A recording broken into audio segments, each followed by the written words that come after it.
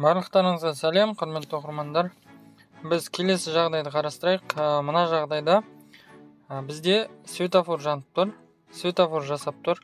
Бұл жерде жол белгісіне қарамайсыз, яғни мына жерде басымдылық белгілері орнатылып тұр, оларға қарамайсыз. Сіз светофордың сигналына қарайсыз. Бізде трамвай мен жасыл автокөлікке светофордың қосымша секциясынан тура жүруге рұқсат беріліп тұр. Негізгі секциясы қызыл жанып тұр. Яғни, ал мына жағдайды қараңыз, көк автокөлікке негізгі секциядан жасыл жанып тұр. Және мына жерде жасыл автокөлікке де солай. Қосымша секциядан жанып тұр. Енді қараңыз, бірінші болып көк автокөлік жүреді, себебі ол негізгі секциясы жанып тұрғандықтан басымдылыққа ие болады. Сізде егер қосымша секциядан рұқсат беріліп, негізгі секция қызыл жанып тұрса, ол кезде сіз жол бересіз басқа көліктерге. Бірінші болып көк өтеді, одан кейін осы автокөліктер. Келесі жағдайды қарастырайық. Мына жерде мотоцикл мен ақ автокөлігіміз екінші дәрежелі жолда тұр. Одан кейін жасыл автокөлігіміз басты жолда тұр. Сол себепті бірінші болып жасыл автокөлік жүреді. Мына жағдайда жедел жәрдем көлігі сигналын, дыбыстық сигналын және жарқылдақ маягын қосып тұр. Сол себепті ол бірінші болып жүріп өтеді. Ол екінші дәрежелі жолда тұрғанның өзінде. Келесі жағдайды қараңыз. Мына қызыл автокөлік пен мотоцикл тең дәрежелі жолда тұр. Екеуі де басты жолда тұр.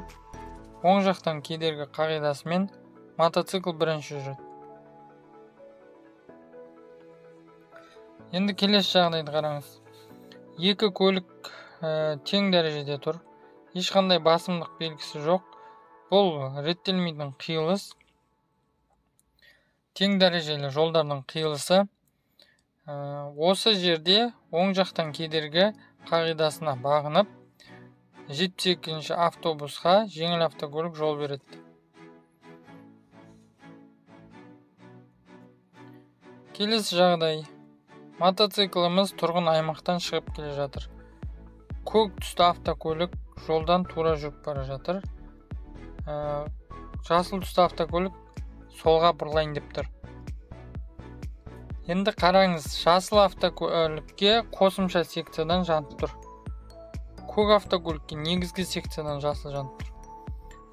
Сол себепті бірінші болып көк автокөлік жүреді. Одан кейін барып жасыл, сосын барып мотоцикл.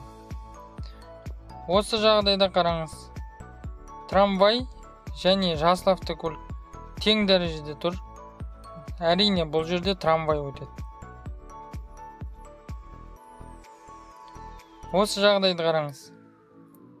Басты жолдағы көліктерді қараңыз. Одан кейін екінші дәрежелі жолдағы көлікті қараңыз. Мотоцикл солға бұрылмақшы, велосипед бірінші жүреді.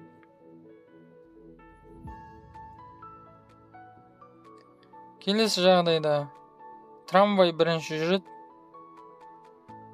Одан кейін мотоцикл. Келесі жағдайда бірінші көк автокөлік, сосын барып мотоцикл. Келесі жағдайда ақ көлік, қызыл автокөлік және жүк көлігі.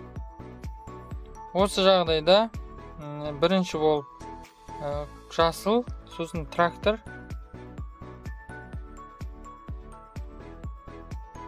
Шеңберлі жүріс, бұл жерде бірінші болып көк,